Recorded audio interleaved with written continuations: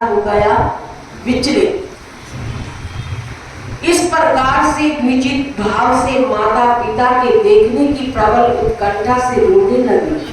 साथ ही उन्होंने बड़े क्रोध से भगवान शंकर की ओर देखा और फिर संभल कर अकेले ही मंडप से निकल पड़े और पिता के घर की ओर चल गए।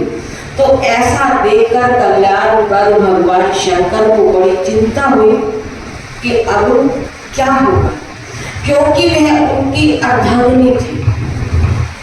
शिवजी के गणों को बुलाकर कहा कि तुम लोग सती की रक्षा के लिए उनके साथ जाओ। फिर तो भगवान शंकर के हजारों पार्षद सती के पीछे चल पड़े कि जब भगवान शंकर ने अपने मुख से कहा कि पार्वती मेरी अर्धांगिनी है और अकेले जाएगी, तो सारे शिवजी के गणों को बुलाकर कि तुम लोग सती की रक्षा के लिए उनके साथ जाओ। फिर तो भगवान शंकर के हजारों पार्षद सती के पीछे चल पड़े और मार्ग में नंदी ने उन्हें अपनी पीठ पर बिठा लिया और रास्ते भर शंख, दुदंबी और वेणु आदि बाजे बजते गए।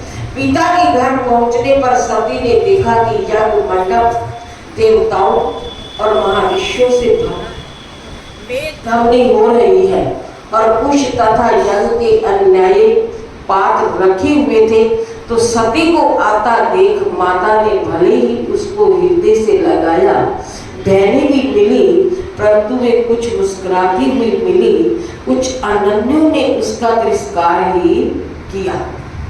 कि भगवान शंकर का कहना सती ने नहीं माना। सती जब मायके चली गई तो वहां जाकर क्या देखा कि पूरा मंडप, सब तैयारियां हो चुकी हैं, मंडप पूरा सजा हुआ है, सारे देवी देवता ऋषि मुनि वहां पहुंच चुके हैं।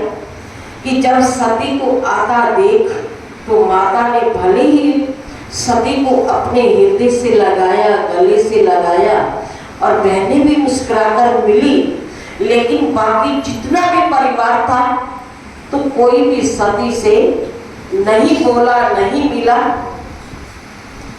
सती ने यज्ञ में सभी देवताओं का भाग देखा किंतु शिव जी का भाग नहीं देखा, कि जिससे उन्हें क्रोध आया और वह बोली कि हे पिताजी, हंकारवश तुम अपने को कर्म मार्ग का ज्ञाता समझते हो, किंतु तुम्हें यह ज्ञात नहीं कि शिव जी क्या है, कि शिव जी की शक्तियां क्या है, कि उनकी शक्ति का पारावार आपने नहीं समझा, अभी तक नहीं देखा कि जो भगवान शंकर के साथ आप ऐसा क्यों कर रहे हो।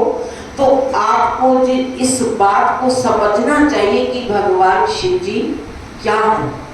कि दक्ष ने भगवान शंकर की शक्तियों को नहीं समझा, नहीं देखा, तो वहां पार्वती बोल रही है कि उनसे बढ़कर कोई देवता नहीं, वे ही सबके कारणभूत हैं। शिव जी सप्तर्षि, निष्कलंक और पवित्र हैं। उनकी चरणों की सेवा से बड़े बड़े महात्माओं ने ब्रह्मानंद को प्राप्त किया और मनुष्यों ने अपनी अभिलाषाएं पूर्ण की है।